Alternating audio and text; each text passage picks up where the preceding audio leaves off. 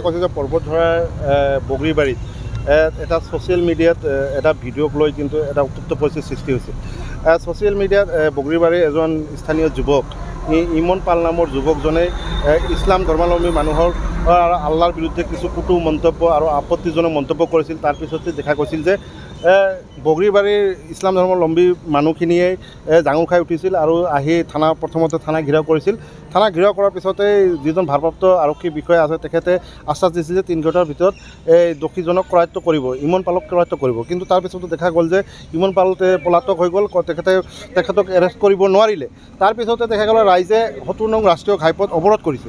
অৱৰোধ কৰাৰ পিছতেই আৰু পৰিস্থিতি উত্তপ্ত হৈ গ'ল। তেতিয়া পুলিচে পৰিস্থিতি নিয়ন্ত্ৰণ কৰাৰ বাবে লাঠিচাৰ্জ কৰা হ'ল। লাঠিচাৰ্জ কৰাৰ পিছতে ৰাইজ আৰু উত্তপ্ত হৈ গ'ল। উত্তপ্ত হৈ শিলগুটি আৰক্ষীক নিক্ষেপ কৰা হ'ল। আৰক্ষীৰ কেইবাখনো বাহন ভাঙা হ'ল, থানাৰো কিছু ক্ষয়ক্ষতি হ'ল। তাৰপিছতে উপায়বিহীন হয় যেতিয়া ৰাইজ থানালৈকে আগুৱাই গ'ল, তেতিয়া পুলিচ উপায়বিহীন হৈ খুল্ললৈ গুলীচালনা কৰিলে। তাৰপিছত পৰিস্থিতি নিয়ন্ত্ৰণ হ'ল।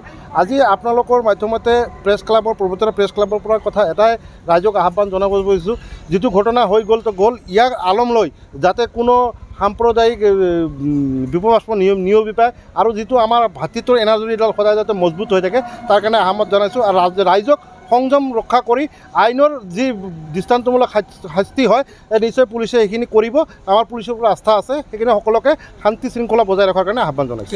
গুলি ফুটোৱা আছে আমি যিখিনি জনা পাইছোঁ যে 19 জাই গুলি ফুটোৱা হৈছে। 19 জন গুলি ফুটোৱাৰ পিছতহে পৰিস্থিতি নিয়ন্ত্ৰণ আহিছে। এতিয়া কোনোবা শীৰ্ষ বিষয়া আহিছিল নে? শীৰ্ষ বিষয়া ইতিমধ্যে কোকৰাঝাৰৰ SP, ক্ৰাইম ব্ৰাঞ্চৰ এডিশ্যনেল SP মেম আৰু লগতে হেডকোৱাৰ্টাৰ DSP আহি ইতিমধ্যেই থানাত উপস্থিত হৈছে। তেখেতসকলে তদাৰক কথাখিনি কৰি আছে। এইটো আচলতে যোৱাকালি এটা ভিডিঅ' ভাইৰেল হৈছিলে। অনুজ পাল বুলি এজন ল'ৰা, নাৰায়ণ পালৰ ল'ৰা, তেওঁ এটা বিশেষ কমিউনিটিৰ ওপৰত কিবা এটা কমেণ্ট পাছ কৰি অলপ উগ্ৰতাৰে কিবা কথা ক'লে। সেইটোৱে অলপ ইনষ্টাগ্ৰামত দি ফেচবুকত দি ভাইৰেল হ'ল। তো সেই কথাটো আমালৈ আহিছে। আমালৈ অহা তদন্তটো আৰম্ভ হৈছিলেই, কিন্তু সেই কথাটোৱে এটা সুবিধা লৈ গইনা লৈ আজি মানে দুপৰীয়া ভাগত ইয়াৰে আৰু ওচৰ পাজৰৰ কিছু আৱাসিক মানুহ আহি ইয়াত এটা মানে অকৱাৰ্ড পৰিস্থিতি এটা থানাৰ সন্মুখত মানে আৰম্ভ কৰিলে। সেইটো কাৰণে একচুৱেলি আমি জবাব দি দিওঁ, আমি ভিতৰে কৰি আছোঁ কাম, অচি লাগি আছে, আমি লোকেশ্যন উলিয়াই আছোঁ তাক আনিবৰ কাৰণে। তো তেওঁলোকে মানুহখিনিয়ে আমাৰ লগত পূৰা ইণ্টাৰেক্ট কৰা নাই, নিজে কিবা এটা ভাবি লৈ এটা অশুভ পৰিস্থিতি এটা যিটো আমি বিচৰা নাছিলোঁ।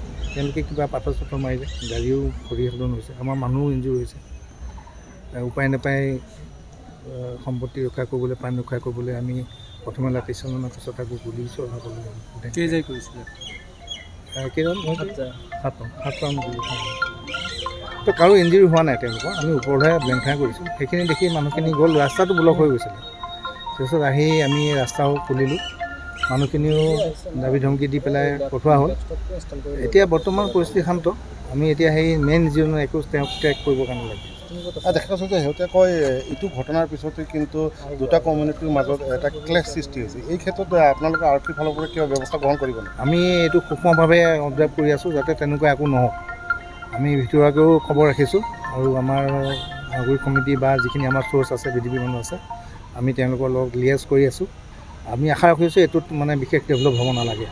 বাকী আপোনালোকৰ পৰা সহায় বিচাৰিম, আপোনালোকৰ ওপৰতো বহুত ডিপেণ্ড কৰে।